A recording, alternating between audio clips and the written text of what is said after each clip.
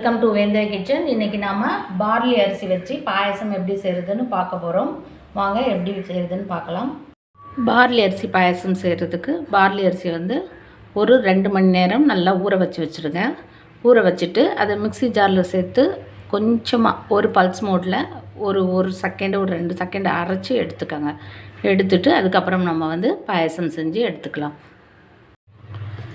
இந்த மாதிரி கரகரப்பாக அரைச்சி எடுத்துக்கணும். பல்ஸ் மோடில் வச்சுட்டு இந்த மாதிரி அரைச்சி எடுத்துக்கோங்க. ரொம்ப ஃபைனாக பேஸ்ட் மாதிரி அரைக்கக்கூடாது.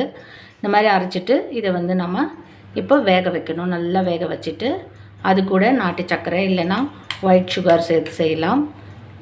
தேங்காய் பால் சேர்த்து செய்ய போகிறோம். இப்போ இதை வந்து நல்லா வேக வச்சு எடுத்துக்கலாம். இப்போ ஒரு பாத்திரத்தில் சேர்த்துட்டு தண்ணி அது தேவையான அளவுக்கு தண்ணி விட்டுக்கோங்க. நான் வந்து இது ஒரு 100 கிராம் அளவுக்கு தான் பார்லி எடுத்து நல்லா ஊற வச்சுட்டு 2 மணி நேரம் இந்த மாதிரி பல்ஸ் மோடில் அரைச்சிட்டு வேக வச்சுருக்கேன். இது நல்லா வேகணும். இது கூட வந்து கொஞ்சமாக சால்ட் சேர்த்து நல்லா வேக வச்சுக்கோங்க. கொஞ்சமாக சால்ட்டு சேர்த்துக்கணும், போதும். இது நல்லா வேகட்டும்.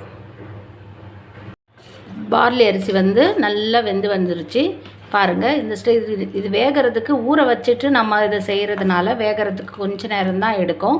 குக்கரில் வேணுனாலும் நீங்கள் ஆட் பண்ணிக்கலாம். ஆனால் குக்கரை விட இதே மாதிரி நம்ம பாத்திரத்தில் வச்சு வேக வச்சு செய்கிறப்ப அது நல்லாயிருக்கும். அவ்வளோதாங்க, வெந்தாச்சு. இதில் வந்து நான் வந்து இப்போது இந்த கப்பில் 3/4 கப் அளவுக்கு நான் வந்து இந்த பார்லி அரிசி எடுத்துக்கிட்டேன். இப்போ அதுக்கு 1 கப் அளவுக்கு நாட்டு சர்க்கரை சேர்த்துக்கிறேன். நீங்கள் ஒயிட் சுகர் வேணும்னாலும் ஒயிட் சுகர் சேர்த்துக்கலாம். நான் வந்து நாட்டு சர்க்கரை சேர்த்து தான் செய்கிறேன். அப்புறம் நமக்கு ஸ்வீட் கம்மியாக இருந்தால் கூட நம்ம ஆட் பண்ணிக்கலாம். இப்போ இதை ஆட் பண்ணியாச்சு. இதில் மண்ணெல்லாம் இருக்காது. இது வெல்லம் சேர்த்துக்கிறதுனாலும் வெல்லமும் சேர்த்துக்கலாம். வெல்லத்தை வந்து கொஞ்சம் தண்ணியில் நல்லா வந்து கரைச்சிட்டு அதுக்கப்புறம் ஃபில்டர் பண்ணி எடுத்துக்கோங்க. இப்போ சர்க்கரையெல்லாம் நாட்டு சர்க்கரையெல்லாம் நல்லா கரைஞ்சாச்சு. கரைஞ்சதும் அது கூட 1 கப் அளவுக்கு தேங்காய் பால் எடுத்து வச்சுருக்கேன். தேங்காய் பால் வந்து இதில் நம்ம சேர்த்துக்கணும். சேர்த்துட்டு ரொம்ப நேரம் கொதிக்க விடக்கூடாது.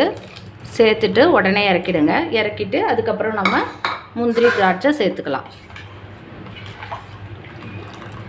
அவ்வளோதாங்க. ஒரு நிமிஷம் அப்படி நம்ம கொஞ்சம் நல்லா சூடாகட்டும். சூடானதும் நிறுத்திட்டு நாம் வந்து அது கூட முந்திரி திராட்சை ஏலக்காய் வந்து நான் தேங்காய் பால் வந்து எடுக்கிறப்பவே அந்த தேங்காயோடு சேர்த்து அரைச்சி எடுத்துட்டேன். தேவைன்னா நீங்கள் ஏலக்காய் பொடி சேர்த்துக்கலாம். நான் வந்து அதிலே சேர்த்துட்டு ஃபில்டர் பண்ணி எடுத்துட்டேன். இப்போது கொஞ்சமாக கொதிச்சதும் இறக்கிட்டு நம்ம முந்திரி திராட்சையை வறுத்து அதில் சேர்த்துடலாம். ஒரு பாத்திரத்தை வச்சுட்டு நெய் கொஞ்சம் ஆட் பண்ணிக்கலாம். நெய் ஆட் பண்ணிவிட்டு அதில் நம்ம முந்திரியும் திராட்சையும் வறுத்துலாம். நெய் ஒன்றும் அதிக அளவு தேவையில்லை, கொஞ்சமாக போதும். நெய் சேர்த்துட்டு அதில் முந்திரியை முதல்ல வறுத்துருங்க. வறுத்துட்டு அதுக்கப்புறமா திராட்சை சேர்த்துக்கலாம். இப்போ கொஞ்சமாக முந்திரி எடுத்து வச்சுருக்கேன்.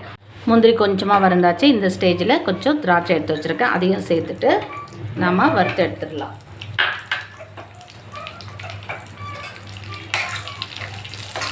கொஞ்சம் பலூன் மாதிரி வந்ததும் அதை எடுத்துருங்க.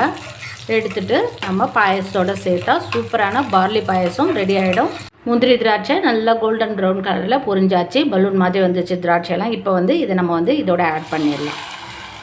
அவ்வளோதான். சம்மர் சீசனுக்கு இந்த பாயசம் ரொம்பவும் ஹெல்த்தியானது. எல்லாருமே ட்ரை பண்ணி செஞ்சு பாருங்கள். இதோட செய்கிறது ரொம்ப ஈஸி.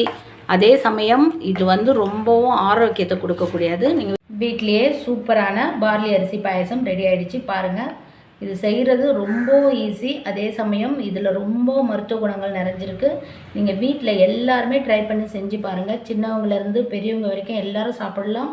உடம்பு சரியில்லாத குழந்தைங்களோ பெரியவங்களோ அவங்க கூட சாப்பிடலாம். அவ்வளவும் ஹெல்த்தியானது. சம்மர் சீசனில் இதை செஞ்சு சாப்பிட்டா உடலுக்கு ரொம்ப ஆரோக்கியமாக இருக்கும். ரொம்ப குளிர்ச்சி தரக்கூடியது. நீங்கள் எல்லோரும் ட்ரை பண்ணி செஞ்சு பாருங்கள்.